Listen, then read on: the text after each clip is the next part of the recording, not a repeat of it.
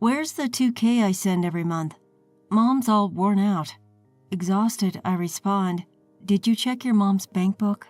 Huh? Bank book? Given his bewildered response, I sigh, remove my shoes, and retrieve a bank book from the living room. Here, your mom's bank book. She dropped it the last time she visited. He takes the bank book from me and checks it. His face turns pale as he looks at me. What? What's this? That's what I'm talking about. I pointed to the bank book. Besides the transfers from my account, there were deposits from another person. All deposited money was immediately transferred to another account under my mother-in-law's name. My husband sat down, weakly. He got up, looked at me, and said, We need to check with Mom. My name is Pam. I'm a 42-year-old working woman. My husband, Bob, is 3 years younger than me, and we've been married for about 2 years. We've worked at the same company for over a decade, but we've always just been colleagues.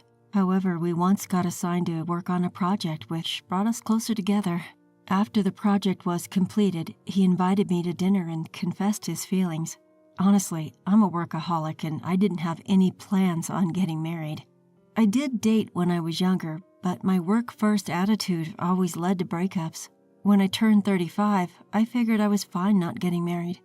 Knowing all this, Bob still wanted to be with me. He even prepared a ring for what was supposed to be just a casual dinner. I was drawn to his earnestness and suggested we started dating, and so our relationship began. As we talked about family and more, I saw his kindness. He was supportive, allowing me to throw myself into work. I thought, he is the man for me, and proposed to him. The ring he had initially prepared became our wedding ring. Bob's father had disappeared one day, and his mother had raised him single-handedly. It's hard for a single, unemployed mother to find a good job. She held down several jobs just to make ends meet. When Bob got a job, his mom broke down from overwork and could no longer work long hours. Now she barely gets by on her part-time earnings in an old apartment. Bob's company required him to move frequently, so he left home when he got his job. He was worried about his mother, who could hardly work, and sent her $1.5K every month. And it seems like nothing has changed since he transitioned into his current job.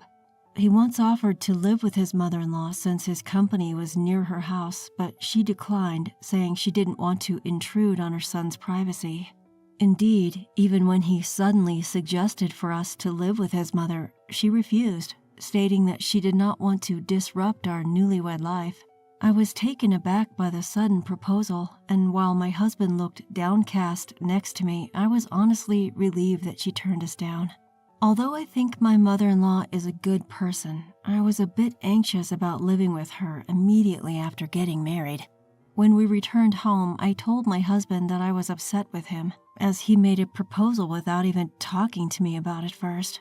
We then agreed on discussing everything before making any decisions from there on out. I understood that my husband was just concerned about his mother, so I suggested we keep in regular contact and visit her on weekends. In addition, I spoke to my husband about increasing our financial support to her, given that we were both working after getting married, and we decided to increase it to $2K. My mother-in-law was tearful with joy, and we both put more effort into our work, hoping that she would be able to spend her old age happily after all her hardships. However, my mother-in-law's life didn't seem to be improving at all, and as the deposit day approached each month, she began to make calls demanding the money. I initially thought that she must be in trouble too, but it started to feel a bit gloomy as it continued every month. What's more, she called us without hesitation. She would say, "Have you deposited my money for this month yet?" as if she was entitled to it. While I don't think she means any harm, I felt uncomfortable with it and ended up complaining to my husband about it. "Hey, don't we get calls from your mom every month? It's a bit when she calls like that without even thanking us." "How can you be like that? Mom can't work and she's having a hard time." I guess my complaint got on his nerves. My husband unusually snapped back at me. Since then, any time I tried to discuss our financial support for his mother, my husband becomes stubborn and the conversation leads to nowhere. Just for how long are we going to continue sending money to his mother? I feel bad, but I caught myself being upset over it. I'm sure my husband is aware of my thoughts, and that's why he's behaving this way. When I think about it, I feel like I'm a cold-hearted person and couldn't say anything more than that. About 2 years after we started sending money to her, my husband got a call from his mother. His expression was dark as he responded with, "Uh-huh," and it was clear that he was hearing bad news. "What? You've been scammed?" I was surprised by my husband's words and stood up from my chair. I thought his mother was a strong person, even though she was physically weak, and at the same time I was very concerned about how much she had lost. "Hey, what happened to your mom?" I asked my husband, who had just hung up the phone. With a dark expression, my husband began to explain. "Actually, it seems like Mom got scammed.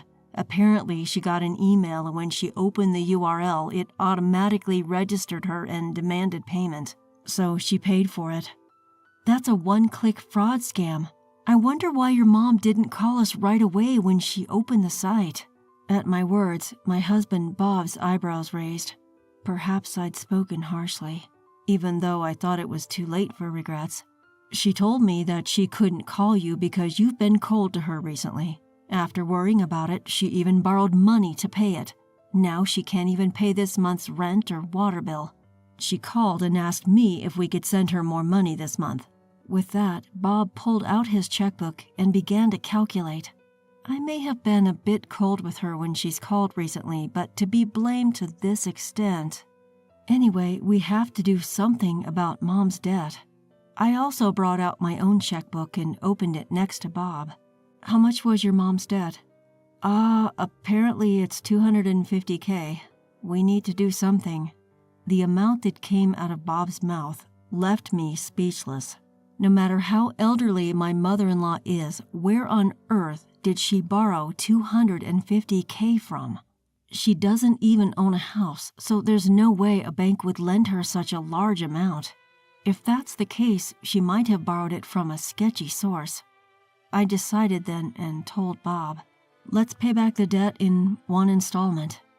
Bob looked at me with a start. He probably didn't expect me to suggest that. Looking into his eyes, I continued, "Because honestly, if you think about who would lend your mom such a large amount of money immediately, I can only think of non-bank lenders. If we don't pay it back quickly, the interest will just inflate the amount." Bob nodded several times as if he understood. Thankfully, having lived frugally with little desire for material possessions and having been single for a long time, we had a substantial savings. Since Bob had also saved up a decent amount, we decided to split the repayment between us. Bob thanked me many times, bowing his head. When I contacted my mother-in-law about the repayment, she thanked me over and over again on the other end of the phone. I heard her sniffling a few times, so she may have been crying. Although it's a large sum, at least we could pay back the debt for now, and she's promised to always consult us in the future, so let's let bygones be bygones. Even though I thought that, there was something that didn't quite add up. When my husband brought the money to his mother, she never revealed where she'd borrowed it. He kept saying, "Since we're the ones providing the money, we should know where it's coming from."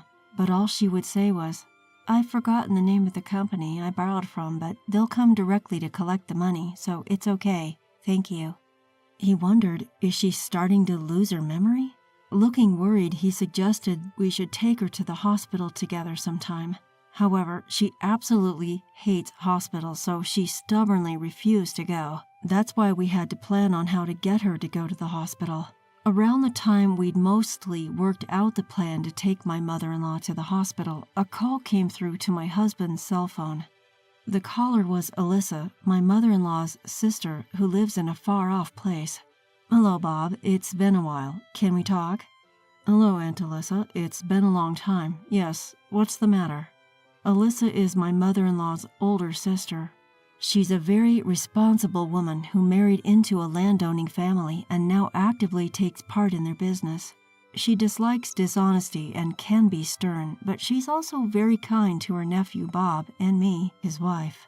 Your mother called and asked me if she could borrow some money. Are you sending her enough each month? She seems to be struggling to pay her electric bills. We were shocked. We always make sure to send money each month and had just paid off her debt. We thanked Alyssa, then hurriedly called my mother-in-law and brought her to our house. She arrived in a disheveled state, wearing an old t-shirt, looking like she was clearly struggling financially. Mom, why did you ask Alyssa for money without telling us? I didn't ask for any money. She just asked how I was doing, so I told her that I'm not as well off as you guys, but I'm getting by. Her expression didn't seem like she was lying, so we exchanged glances. Could Alyssa have misunderstood? Maybe her complaining sounded like a plea for help. We reassured Alyssa that we were sending money to her every month. Mom, do you have other debts? Should we increase the amount we're sending? Well, she isn't really saying anything. Let's check her income and expenses next time. She might have entered into some contract we don't know about. Let's decide about increasing her support funds after that.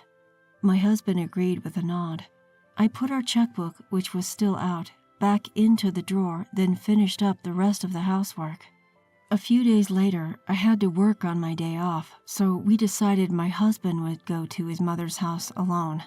I asked him to casually bring up the topic of going to the hospital with her, then headed to work. I was swamped with troubleshooting at work, so much so that I didn't have time for lunch, but I managed to text my husband asking, "How's your mother doing?" I noticed a missed call from my husband in the evening on my way home from work. Judging by the lack of any accompanying message, I figured it must be something he wanted to discuss in person. With that in mind, I texted back, "On my way, home in 10, and hurried back. I'm home. As I opened the front door and announced my arrival, my husband was there, standing in the foyer, his face beet red. "Sorry I couldn't take your call. How was your mother?" At my words, my husband's face went even redder, and he yelled at me. "Where's the $2,000 I send every month? Mom's all worn out." Feeling foggy from fatigue, I only managed to ask, "Did you check her bank book?" "Huh? Bank book?" My husband looked taken aback. I sighed, took off my shoes, and fetched a bank book from the living room. "Here, this is her bank book. She dropped it the last time she was here." My husband took the bank book from me and looked through it. His face went pale, and he looked up at me. "What? What is this?" "Well, that's what I'm trying to tell you." I pointed to the bank book as I explained. Not only were there transfers from my account listed in the bank book, but also transfers from another person. Moreover, all of the deposited money was immediately transferred to another account under my mother-in-law's name. My husband slumped down on the spot, clearly overwhelmed. However, he quickly got back up and looked straight at me, saying, "We should confront my mother directly." With that, he called her number, but she didn't answer. Although she usually picks up immediately, something seemed off this time. We decided to go over to her house. "Hey, my mom's mailbox is sealed shut with duct tape. Do you see it?" Upon arriving at my mother-in-law's apartment, my husband pointed out an unusual sight. No way. I felt a sinking feeling in my stomach as I looked at the mailbox, indeed, sealed with duct tape. What could have happened to my mother-in-law? Let's go ask the landlord. So we went to visit the landlady. The landlord, who also lives in the same apartment complex, is a friendly old lady. There, we were to learn a shocking truth. She moved to that high-rise condominium over there, didn't she? She was bragging about how her sons bought it for her. How envious. Our eyes widened in surprise. The only son my mother-in-law has is my husband, but we didn't purchase any condominium. After thanking the landlord, we decided to head over to the condominium she mentioned. The condominium was a new building and the tallest one in the neighborhood. The price of the units was exorbitantly high compared to other condos in the vicinity. How on earth could my mother afford to buy a place like this? My husband gaped at the towering building. I had a sinking feeling in my stomach. Shortly thereafter, we saw a figure approaching the condominium. It was my mother-in-law. Unaware of us, she was happily humming a tune, skipping along with brand shopping bags in her hands. "Mom, what are you doing?" My husband was the first one to rush out. At first, my mother-in-law stopped in surprise but quickly continued walking towards the condominium. My husband blocked her path. Looking annoyed, she looked up at him and retorted, "What? What do you mean, what? You told us you had no money. Then how are you living in a place like this? What's with those bags?" "Stop nagging. You're disturbing the neighbors. Of course, no matter how much money you have, it's never enough to indulge in luxuries," she replied dismissively. Shaking, my husband somehow squeezed out a response. "Were you lying? You said you couldn't work. We thought we were helping you out of gratitude for raising me. Pam even helped. You're so noisy about money. A mother's happiness is her son's happiness. Isn't it enough that I'm happy?" Looking at my mother-in-law's snide smile, I realized she was not the person I knew. My husband must have been seeing this side of her for the first time too. He stood beside me, his face pale. My mother-in-law brushed past my stunned husband and with a casual "see ya" disappeared inside. My husband just stood there, dumbfounded.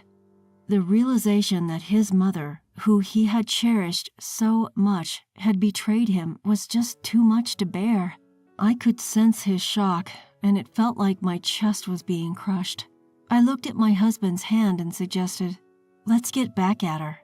He was taken aback at first, but after a moment, he nodded in agreement. From then on, we started planning our strategy. First, we decided to stop sending her money and begin tracking where her money was coming from. To our surprise, when we hired a detective to investigate around my mother-in-law, we discovered that she was receiving a steady sum of money each month from a certain individual. We got in touch with this person and informed him about my mother-in-law's situation. 2 weeks later, my mother-in-law called my husband. "Hey, what are you meddling in?" My mother-in-law's shouting voice came through the phone loud enough for me to hear. With a sigh, my husband responded matter-of-factly, "What do you mean by meddling? You told us that Dad found another woman and left. You told us that you couldn't get in touch with him. All lies. We heard everything from Dad." The person we contacted turned out to be my husband's father, in other words, my father-in-law. My husband and I had been told that my father-in-law was a womanizer who left for another woman and didn't even know where he was, but it turned out he was living in his ancestral home far away. The reason for the divorce was my mother-in-law's gambling problem and embezzlement. The moment my father-in-law said he was taking over the family farming business, she had brought up divorce, and he readily agreed. He had actually intended to take my husband with him, but my mother-in-law had taken him and disappeared. When he finally found where my mother-in-law and husband were, he was told that my husband despised him and didn't want to see him. Thus, to fulfill his duty as a father, he had been sending money ever since. She lied that we were living together even after I became an adult and kept demanding money from Dad. Dad was shocked. We told Dad he doesn't need to pay her anymore. Even the money he paid after I was of age, he doesn't need to ask for it back, but he should never get involved with you ever again. I could hear my mother-in-law mutter weakly, "That can't be." My husband dealt her another blow with his icy voice. "We won't be sending you money anymore either. We're going to move too, so we don't want to see you again." "How can you say that? What am I supposed to do about my living expenses? You need to repay me for the effort I put into raising you." My mother-in-law's shrill voice echoed out from the phone. With another sigh, my husband responded stoically, "I think I've repaid enough for being raised. I've been using my entire bonus for your expenses for over 15 years since I started working. From now on, I'm going to use it for my own family." My husband said that and looked at me. I could hear my mother-in-law still shouting something over the phone, but my husband calmly hung up. without paying her any mind. The retaliation wasn't over with this. We began preparations for a second round. About a week after my mother-in-law called, she called again. She was clearly flustered and incoherent, but in summary, she was complaining about the sale of her condo. In fact, as we investigated, it turned out that my husband had become the guardian of his mother. Not only that, the loan for the purchase of the condo had been taken out in his name. Therefore, even though the condo was in my mother-in-law's name, it was no problem for my husband to sell it, according to the lawyer, and so we arranged to sell the condo. The condo is mine, isn't it? Why are you selling it without my permission? We bought it with our money, okay? We even checked with a lawyer, so it's legal. Still, my mother-in-law kept demanding to have the condo back. Each time, my husband reiterated that a buyer had been found and that the sale proceeds were our money. Still, my mother-in-law was far from satisfied, and from the other end of the phone, we could hear her harsh words. Unable to stand it any longer, I took over the phone from my husband. "Hello, mother-in-law. Please, stop being so stubborn. You're causing too much problems for us. The one who's in trouble is me. How dare you, Pam? I thought you were wealthy since you're older than my son, which is why I approved of you marrying Bob in the first place. But oh my lord, you're nothing but a god of pestilence." As soon as my mother-in-law shouted that, I burst into laughter. Perhaps she never expected me to laugh. My mother-in-law, who had been so loud, fell silent. I continued the conversation while laughing. "Mother-in-law, you're too careless. Setting up your son as a guardian and making him the debtor of the loan is like asking him to sell it. You're really clumsy, aren't you? Anyway, now that we can get our money back, we're just hoping we don't have to deal with you anymore." Ignoring my mother-in-law's, "Wait, hold on," on the other end of the phone, I hung up. My husband, who had been nervously watching, seemed to relax a bit when I smiled at him. 2 weeks later, my mother-in-law safely moved out of the condo, and we were informed that a new buyer had moved in.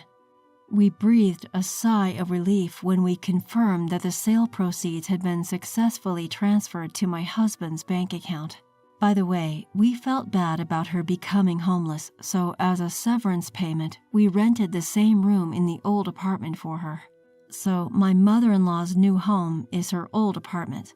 The landlord is a nice lady but loves to gossip, so she'll probably spread all sorts of rumors. But our retaliation doesn't end here. In fact, we had another plan in progress. It was carried out as my mother-in-law moved back into her old apartment.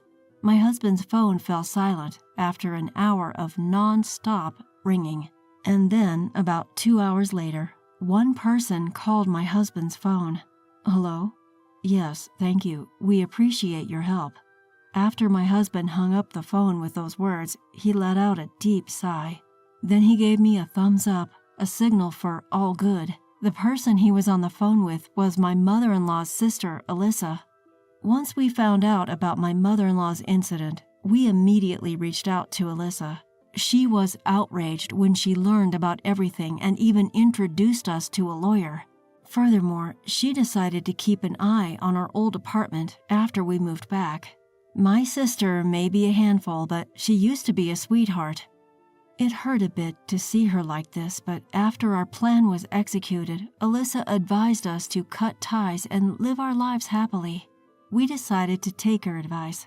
On the day of the move, my mother-in-law did not lift a finger, even when the movers showed up. That's when Alyssa stepped in.